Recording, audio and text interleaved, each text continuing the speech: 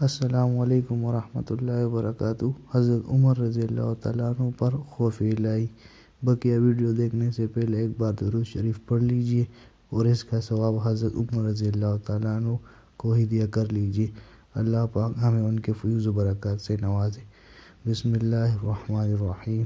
حضرت عمر رضی اللہ تعالیٰ عنہ بسا اوقات ایک تنکا ہاتھ میں لے لیتے اور فرماتے کاش میں یہ تنکا ہوتا۔ کبھی فرماتے کاش مجھے میری ماں نے جنا ہی نہ ہوتا۔ ایک مرتبہ کسی کام میں مشغول تھے، ایک شخص آیا اور کہنے لگا کہ فلاں شخص نے مجھ پر ظلم کیا ہے، آپ چل کر مجھے بدلہ دلوا دیجئے۔ آپ نے اس کا ایک درہ مارا کہ جب میں اس کام کے لیے بیٹھا رہتا ہوں اس وقت تو نہیں آتے، جب میں دوسرے کے کاموں میں مشغول ہو جاتا ہوں تو آ کر کہتے ہیں کہ بدلہ دلوا دیجئے۔ وہ شخص چلا گیا۔ آپ رضی اللہ تعالیٰ عنہ نے آدمی بھیج کر اس کو بلوایا اور درہ اس کو دے کر فرمایا کہ بدلہ لے لو۔ اس نے عرض کیا کہ میں نے اللہ کے واسطے معاف کیا۔ گھر تشریف لائے، 2 رکعت نماز پڑھی۔ اس کے بعد اپنے آپ کو خطاب کر کے فرمایا اے عمر، تو کمینہ تھا، اللہ نے تجھ کو اونچا کیا۔ تو گمراہ تھا، اللہ نے تجھ کو ہدایت کی۔ تو ذلیل تھا، اللہ نے تجھے عزت دی، پھر لوگوں کا بادشاہ بنایا۔ اب ایک شخص آ کر کہتا ہے کہ مجھے ظلم کا بدلہ دلوا دیجئے تو اس کو مارتا ہے۔ کل کو قیامت کے دن اپنے رب کو کیا جواب دے گا؟ بڑی دیر تک اسی طرح اپنے آپ کو ملامت کرتے رہے۔ آپ رضی اللہ تعالیٰ عنہ کے غلام حضرت اسلم رضی اللہ تعالیٰ عنہ کہتے ہیں کہ میں ایک مرتبہ حضرت عمر رضی اللہ تعالیٰ عنہ کے ساتھ حرہ کی طرف جا رہا تھا۔ ایک جگہ آگ جلتی ہوئی جنگل میں نظر آئی۔ حضرت عمر رضی اللہ تعالیٰ عنہ نے فرمایا کہ شاید یہ کوئی قافلہ ہے جو رات ہو جانے کی وجہ سے شہر میں نہیں گیا، باہر ہی ٹھہر گیا۔ چلو اس کی خبر لے، رات کو حفاظت کا انتظام کرے۔ وہاں پہنچ کر دیکھا تو ایک عورت ہے جس کے ساتھ چند بچے ہیں جو رو رہے ہیں اور چلا رہے ہیں، اور ایک دیچکی چولہے پر رکھی ہے جس میں پانی بھرا ہوا ہے اور اس کے نیچے آگ جل رہی ہے۔ انہوں نے سلام کیا اور قریب آنے کی اجازت لے کر اس کے پاس گئے اور پوچھا کہ یہ بچے کیوں رو رہے ہیں؟ عورت نے کہا کہ بھوک سے لاچار ہو کر رو رہے ہیں۔ دریافت فرمایا کہ اس دیچکی میں کیا ہے؟ عورت نے کہا کہ پانی بھر کر بہلانے کے واسطے آگ پر رکھ دی ہے کہ ذرا ان کو تسلی ہو جائے اور سو جائے۔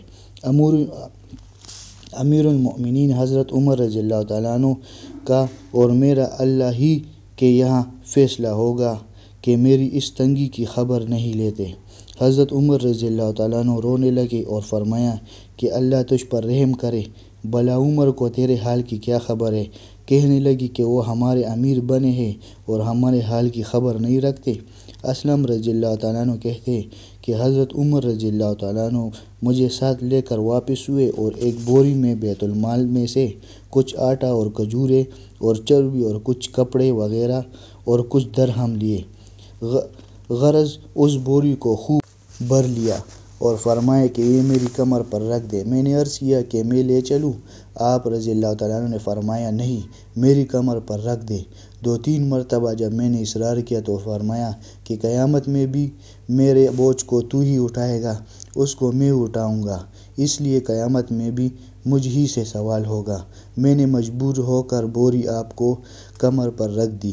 آپ نہایت تیزی کے ساتھ اس کے پاس تشریف لے گئے، میں بھی ساتھ تھا۔ وہاں پہنچ کر اس دیچکی میں آٹا اور کچھ چربی اور کھجوریں ڈالی اور اس کو چلانا شروع کیا اور چولہے میں خود ہی پھونک مارنا شروع کیا۔ اسلم رضی اللہ تعالیٰ عنہ کہتے ہیں کہ آپ رضی اللہ تعالیٰ عنہ کی گنجان داڑھی سے دھواں نکلتا ہوا میں دیکھتا رہا حتیٰ کہ حریرہ سا تیار ہوا۔ اس کے بعد آپ نے اپنے دست مبارک سے نکال کر ان کو کھلایا۔ وہ سیر ہو کر خوب ہنستے کھیل میں مشغول ہو گئے۔ جو بچا تھا وہ دوسرے وقت کے واسطے ان کے حوالے کر دیا۔ وہ عورت بہت خوش ہوئی اور کہنے لگی اللہ تعالیٰ تمہیں جزائے خیر عطا فرمائے، تم تھے اس کے مستحق کہ بجائے حضرت عمر رضی اللہ تعالیٰ عنہ کے تم ہی خلیفہ بنائے جاتے۔ حضرت عمر رضی اللہ تعالیٰ عنہ نے اس کو تسلی دی اور فرمایا کہ جب تم خلیفہ کے پاس جاؤ گی تو مجھ کو بھی وہی پاؤ گی۔ حضرت عمر رضی اللہ تعالیٰ عنہ اس کے قریب ہی ذرا ہٹ کر زمین پر بیٹھ گئے اور تھوڑی دیر بیٹھنے کے بعد چلے آئے اور فرمایا کہ میں اس لیے بیٹھا تھا کہ میں ان کو روتے ہوئے دیکھا تھا، میرا دل چاہتا تھا کہ تھوڑی دیر ان کو ہنستے ہوئے بھی دیکھ لوں۔ صبح کی نماز میں اکثر سورہ کہف، سورہ طٰہٰ وغیرہ بڑی صورتیں پڑھتے اور روتے کہ کئی صفوں تک آواز جاتی۔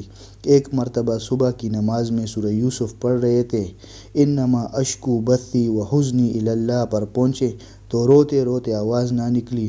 تہجد کی نماز میں بعض مرتبہ روتے روتے گر جاتے اور بیمار ہو جاتے۔